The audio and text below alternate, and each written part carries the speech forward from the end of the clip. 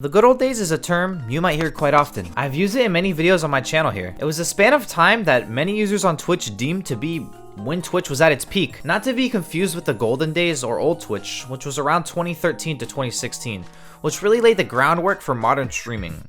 But that's another story for another time. Anyways, back to it. Why was it called the good old days, do you say? Well, let's take a trip back to April 2016. League of Legends streamer LolTyler1 was indefinitely banned from League of Legends for being extremely toxic in-game. You've all heard the spiel. But to summarize, Tyler had an int list of players, so if he ever got in a game with them, he would run it down mid with Corgi, and of course, all the constant chat flaming. Later, boys. With Riot banning Tyler, this was in turn the best thing that could ever happen to him. The good old days was the start of many firsts. The Battle Royale genre was slowly becoming extremely popular, especially this little game called H1Z1. With Tyler trying it out as he had nothing better to do, it was an instant hit. If you look at these statistics, Tyler was a 5k Andy in 2016, and in just 1 year of variety, he more than doubled to an 11k average channel.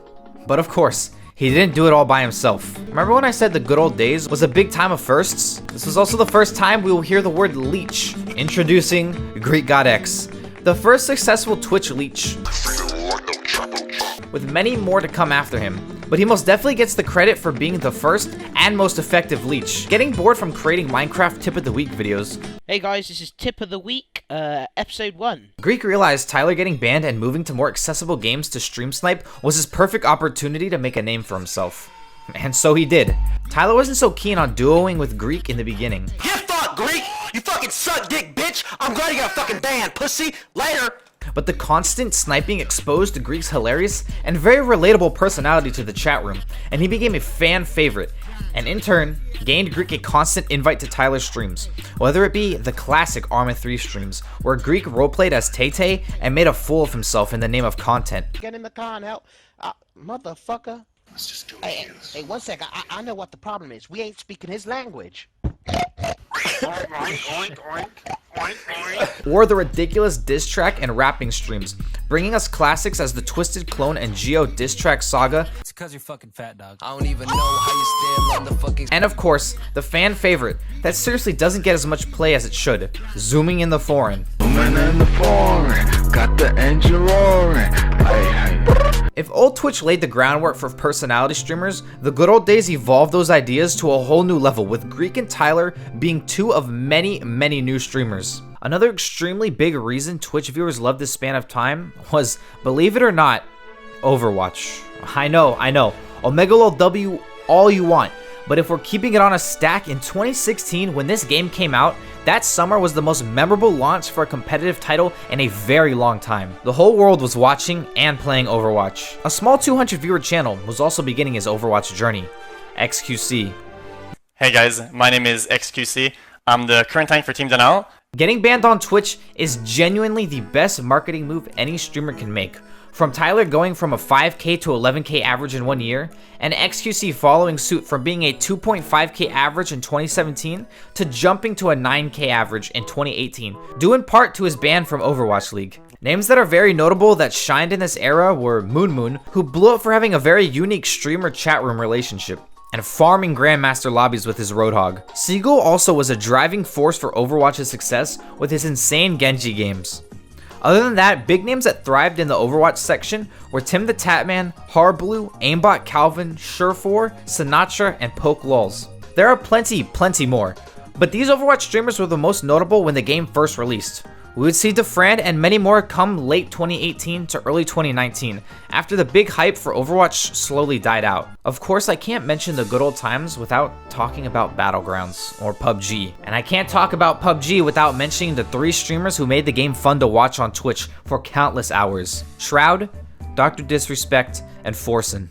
In 2017, Shroud left the active roster of Cloud9 and went full-time into streaming, and his PUBG streams were one of the most memorable stretches of streams on Twitch. Every day he was peaking at a higher viewer count, just destroying these lobbies day in and day out. Back when you subbed to the doc and you joined the Slick Daddy Club, he was an instant success in the summer of 2017. From being a 12k average channel in April to a 22k average channel in August. If you ever get a chance to watch old Doc VODs, Where's Tyler 1, huh? Where's that 5'1" guy? you'll see why he is where he is today. With a much smaller budget, he still innovated the whole idea of an internet personality in just that single summer. Some of the most ridiculous clips came from Forsen playing Battlegrounds. The infinite wave of stream snipers every game made for some of the most hilarious clips on Twitch. Forsen seriously couldn't play a single game without getting raided by 30 plus people. In a matter of minutes, they would find his location and wave 2 would commence.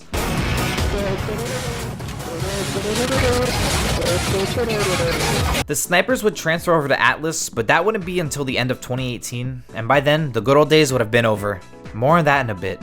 Listen serious, everybody in Uganda must kung fu. We also see Ice Poseidon getting the ban hammer in April of 2017, after getting swatted on a plane, and with that happening, he moved to YouTube. And the infamous RV streams occurred, propping up this bald dude to become one of the biggest names on Twitch at the moment. We also witnessed E-Rob's dorm streams with Darion, some of the most classic scuffed streams on Twitch. Soda Pop and Sellout Sundays were still in full effect in this era and were some of the funniest streams to sit back and watch. We would also see the Japan IRL streams in the fall of 2017, featuring Soda and Rekful exploring Japan and enjoying each other's time. These VODs are really great to look back on if you have the time to. We also got to see the Mitch Jones and Trainwreck saga come to a close.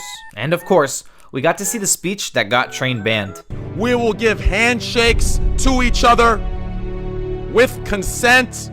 While all this was going on, Scar founded Offline TV in 2017, as well as picking up our boy Poke, although we would have to leave in 2018 due to visa issues, leading to the end of the good old days, around early to mid 2018. A driving force in that would be Tyler 1 finally being unbanned from League on January 8th, 2018. After that, the Greek and Tyler variety streams became very few and far between, until they were basically non-existent, and a new duo seemingly replaced them within that year. And Moxie, we dropped down, they weren't ready. Our aim was motherfucking steady. Everyone's favorite game, Fortnite, brought an entire new generation of Twitch users and streamers onto the platform solely for that game specifically, bringing the focal point away from once big and popular streamers to a whole new list of Fortnite streamers. Some were great, and some sold out to their orgs.